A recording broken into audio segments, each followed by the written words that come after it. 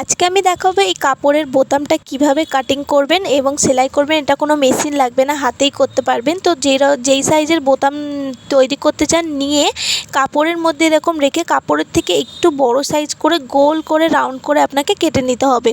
এরপরে এইভাবে আমি যেভাবে ধরছি আমার হাতের দিকে লক্ষ্য করুন, এইভাবে ভালো করে মুড়িয়ে নিতে হবে।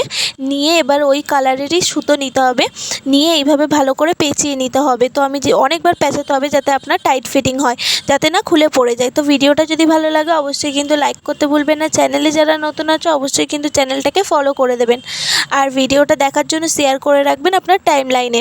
এবার কী করতে হবে, ভালো করে গিট মেরে নেবো আমি এখানে টাইট করে। এবার বাকি যেই সুতোটা রয়েছে ওটাও কেটে বাদ দিয়ে দেবো, দিয়ে যে এক্সট্রা কাপড়টা রয়েছে ওটাকে আমি সুন্দর করে কেটে বাদ দিয়ে দিচ্ছি। তো আমার একদম তৈরি। তো এরকম আরও সেলাইয়ের ভিডিও দেখতে অবশ্যই কিন্তু আমার চ্যানেলটাকে ফলো করে রাখবেন, আর কেমন লাগলো অবশ্যই কিন্তু কমেন্টে জানাতে ভুলবেন না। আর দেখুন কত সুন্দর লাগছে।